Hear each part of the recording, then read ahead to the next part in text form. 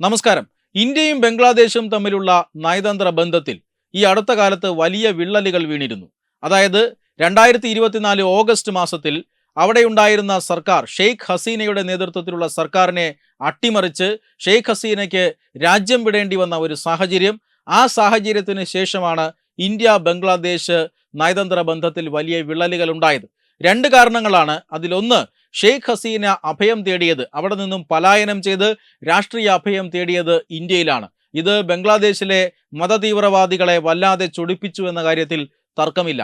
രണ്ടാമത്തെ കാര്യം എന്നത് ബംഗ്ലാദേശിൽ നടക്കുന്ന ന്യൂനപക്ഷ വിരുദ്ധ കലാപമാണ്. ഹിന്ദുക്കൾ ഉൾപ്പെടെയുള്ള മതന്യൂനപക്ഷങ്ങൾക്കെതിരെ വ്യാപകമായ അക്രമമാണ് ഷെയ്ഖ് ഹസീന സർക്കാർ പരാജയപ്പെട്ടതിന് ശേഷം, അല്ലെങ്കിൽ ഷെയ്ഖ് ഹസീന ഭരണകൂടം ഇല്ലാതായതിനു ശേഷം ബംഗ്ലാദേശിൽ നടന്നത്.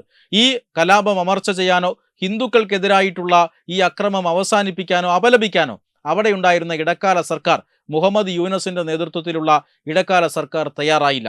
മാത്രമല്ല, ഇന്ത്യയെ നിരന്തരം വെല്ലുവിളിക്കുന്ന തരത്തിലുള്ള സമീപനം ബംഗ്ലാദേശിന്റെ ഭാഗത്തു നിന്നുണ്ടാകുന്നു. ഇന്ത്യ വിരുദ്ധ തീവ്രവാദികളെല്ലാം, ജയിലിൽ കിടന്ന തീവ്രവാദികളെയെല്ലാം വെറുതെ വിടുന്ന സാഹചര്യം ഉണ്ടാകുന്നു. മാത്രമല്ല, ഇന്ത്യയുടെ ശത്രു രാജ്യമായ പാകിസ്ഥാനുമായി ബംഗ്ലാദേശ് അടുക്കുന്ന സാഹചര്യം ഉണ്ടാകുന്നു. പാകിസ്ഥാൻ ഭീകരവാദ സംഘടനകൾക്ക് ബംഗ്ലാദേശ് അവരുടെ അതിർത്തി തുറന്നു കൊടുക്കുകയും ചെയ്തു. എന്ന് പറഞ്ഞാൽ പാകിസ്ഥാനെ പോലെ ഒരു ശത്രു രാജ്യമായി ബംഗ്ലാദേശ് മാറി. ഏതാനും മാസങ്ങൾക്കകം തന്നെ രണ്ട് സൗഹൃദ രാജ്യങ്ങൾ തമ്മിൽ ശത്രു രാജ്യങ്ങളായി മാറുന്ന ഒരു സാഹചര്യമാണ് ഉണ്ടായത്. അത് തീർച്ചയായും അവിടുത്തെ ജമാഅത്തെ ഇസ്ലാമിയുടെ രാഷ്ട്രീയ ഇടപെടലുകൾ കൊണ്ടാണ്. ജമാഅത്തെ ഇസ്ലാമി അവിടെ തിരഞ്ഞെടുക്കപ്പെട്ടതല്ല, മറിച്ച് തിരഞ്ഞെടുക്കപ്പെട്ട സർക്കാരിനെ അട്ടിമറിച്ചുകൊണ്ടാണ് ഏതാനും മാസങ്ങൾ ബംഗ്ലാദേശിൽ ഭരണം നടത്തിയത്.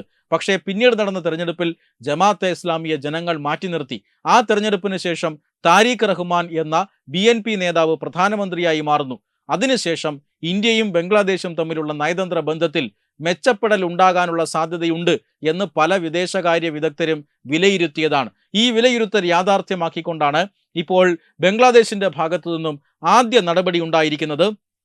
ബംഗ്ലാദേശ് പ്രധാനമന്ത്രി താരിഖ് റഹ്മാൻ ഈദ് ദിനത്തിൽ പ്രധാനമന്ത്രി നരേന്ദ്രമോദിക്ക് സുപ്രധാനമായ ഒരു കത്തയച്ചിരിക്കുകയാണ്. ആ കത്തിലാണ് ഈദ് ദിനത്തിൽ രണ്ട് രാജ്യങ്ങളും തമ്മിലുള്ള നയതന്ത്ര ബന്ധം ഊഷ്മളമാക്കേണ്ടതിൻ്റെ ആവശ്യകതയെക്കുറിച്ച് എഴുതിയിരിക്കുന്നത്. കഴിഞ്ഞ ദിവസങ്ങളിൽ, അതായത് കഴിഞ്ഞ കാലങ്ങളിൽ നടന്നത് മറക്കാം.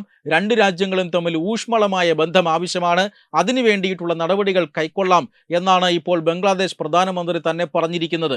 അതായത് ഷെയ്ഖ് ഹസീനയ്ക്ക് ഇപ്പോൾ ബംഗ്ലാദേശിലെ കോടതി വധശിക്ഷയ്ക്ക് വിധിച്ചിട്ടുണ്ട്. ആ വധശിക്ഷ നടപ്പിലാക്കാനായി ഷെയ്ഖ് ഹസീനയെ ഞങ്ങൾക്ക് വിട്ടുതരണമെന്നാണ് ബംഗ്ലാദേശ് സർക്കാർ പറയുന്നത്. ആ ആവശ്യം നിലനിർത്തിക്കൊണ്ട് തന്നെ ഇന്ത്യയുമായി ഊഷ്മള ബന്ധത്തിന് സാഹചര്യമുണ്ട് എന്നാണ് BNPയുടെ രാഷ്ട്രീയ നിലപാട്. ആ രാഷ്ട്രീയ നിലപാടിന് യോജിച്ച നടപടിയാണ് ഇപ്പോൾ ബംഗ്ലാദേശ് പ്രധാനമന്ത്രി ഇന്ത്യൻ പ്രധാനമന്ത്രിക്ക് നേരെ ഒരു കത്തയച്ചുകൊണ്ട് എടുത്തിരിക്കുന്നത്. തീർച്ചയായും ബംഗ്ലാദേശും ഇന്ത്യയും തമ്മിൽ വളരെ മികച്ച ഒരു നയതന്ത്ര ബന്ധമുണ്ടായിരുന്നു.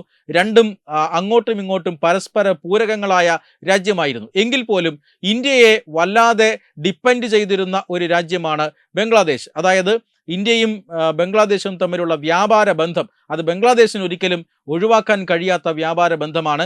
ബംഗ്ലാദേശിലെ ടെക്സ്റ്റൈൽ മേഖലയ്ക്ക് അസംസ്കൃത വസ്തുക്കൾ നൽകുന്നത് ഇന്ത്യയുടെ കർഷകരാണ്, ഇന്ത്യയിൽ നിന്നുള്ള കർഷകരാണ്. അതടക്കമുള്ള നിരവധി ബന്ധങ്ങൾ. മാത്രമല്ല, ഇന്ത്യയുടെ ബഡ്ജറ്റിൽ തന്നെ നല്ലൊരു തുക ഓരോ വർഷവും ബംഗ്ലാദേശിന്റെ അടിസ്ഥാന സൗകര്യ വികസന പ്രവർത്തനത്തിന് വേണ്ടി ഇന്ത്യ നൽകുന്നുണ്ട്.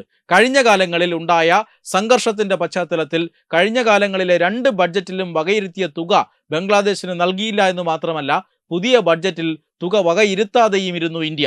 ഇതെല്ലാം ബംഗ്ലാദേശിന് വളരെ പ്രധാനപ്പെട്ട കാര്യങ്ങളാണ്. ഈ തുകയടക്കം ബംഗ്ലാദേശിന് വളരെ ആവശ്യമുള്ള കാര്യങ്ങളാണ്. അതുകൊണ്ട് തന്നെ ഷെയ്ഖ് ഹസീനയുടെ വിഷയം അവിടെ നിൽക്കുമ്പോഴും ന്യൂനപക്ഷവുമായിട്ടുള്ള പ്രശ്നങ്ങളെല്ലാം അവസാനിപ്പിച്ച് ഇന്ത്യയെ സോപ്പിട്ട് ഇന്ത്യയുമായി നല്ലൊരു ബന്ധം പുനഃസ്ഥാപിക്കാനുള്ള തീവ്ര ശ്രമത്തിലാണ് പുതിയ ബംഗ്ലാദേശ് സർക്കാർ. അതിന്റെ ഭാഗമായിട്ടാണ് പ്രധാനമന്ത്രി നരേന്ദ്രമോദിക്ക് ഈദ് ദിനത്തിൽ ബംഗ്ലാദേശ് പ്രധാനമന്ത്രി കത്തയച്ചിരിക്കുന്നത്.